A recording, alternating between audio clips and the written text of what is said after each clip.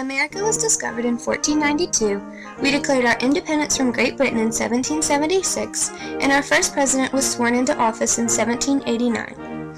We have had 43 presidents since Washington, and they all had different things to offer our great nation. One thing they all had in common is that they went into office wanting to make America an even greater place to live. Let's start with our first president, George Washington. Before becoming our first great leader, he was elected Commander-in-Chief of the Continental Army in 1775. Not long after, he realized that the nation under its Articles of Confederation was not functioning well, so he became a prime mover in the steps leading to the Constitutional Convention at Philadelphia in 1787. When the new Constitution was ratified, the Electoral College unanimously elected Washington as president. He retired in 1797 after serving 2 terms. One of the most iconic presidents to date is Abraham Lincoln, our 16th president. He was elected in 1861, and as president, he built the Republican Party into a strong national organization. He was a major part of the Civil War, which lasted from 1861 to 1865. On January 1, 1863, he issued the Emancipation Proclamation that declared forever free any slaves within the Confederate States. 1 year after being elected for a second term, Lincoln was assassinated at Ford's Theater by John Wilkes Booth. The youngest man to become president was our 26th president, Theodore Roosevelt. Many people referred to him as Teddy Roosevelt. He wasn't elected, but was sworn into office after the 25th president, William McKinley, was assassinated in 1901. He steered the United States more actively into world politics and is famous for quoting, "Speak softly and carry a big stick." He is also responsible for the construction of the Panama Canal, which serves as a shortcut between the Atlantic and Pacific Oceans. He left the presidency in 1909. At times, being president can run in the family. Franklin D. Roosevelt was elected president in 1933, just 24 years after his 5th cousin Teddy left office. His life was riddled with unfortunate events, but that never stopped him. In the summer of 1921, Roosevelt was stricken with polio, leaving him paralyzed from the waist down. He was also elected during one of the worst times in U.S. history, known as the Great Depression. Roosevelt proposed a program to bring recovery to business and agriculture, relief to the unemployment, and to those in danger of losing farms and homes. This was referred to as his first 100 days. By 1935, the nation had achieved some measure of recovery. He passed away due to a cerebral hemorrhage in 1945, ending his presidency. This next president is the youngest to be elected as president, and he is also the youngest to die. During his inaugural address, he is famous for saying, "Ask not what your country can do for you, ask what you can do for your country."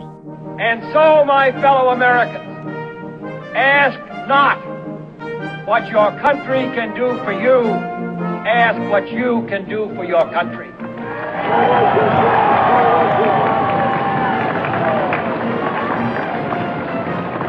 My fellow citizens of the world, ask not what America will do for you, but what together we can do for the freedom of man.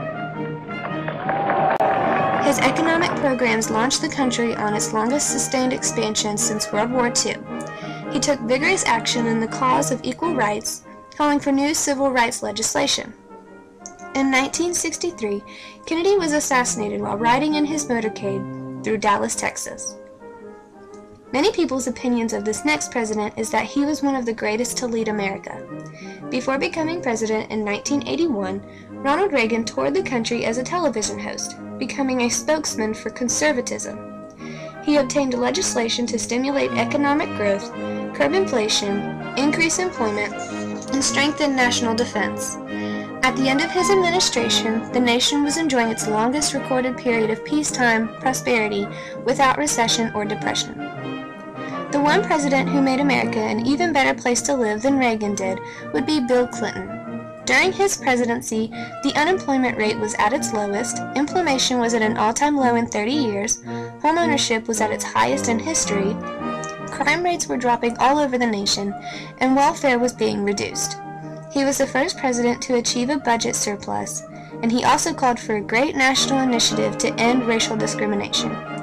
Unfortunately, he was the second president to be impeached by the House of Representatives, but was found not guilty of any charges after being tried by the Senate.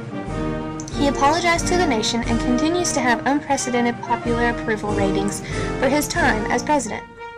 Our nation's peace and prosperity didn't last long. On September 11, 2001, airborne terrorist attacks on the World Trade Center, the Pentagon, and a thwarted flight against the White House transformed our next president into a wartime president. George W. Bush, after following in his father's footsteps of becoming president, was considered to be facing the greatest challenge of any president since Abraham Lincoln. America went to war and invaded Iraq. Bush gave the impression that this invasion would make the world more secure against terrorism, winning him the national political debate.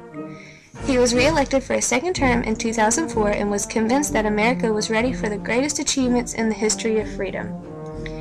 Our 44th president has broken the mold in many ways.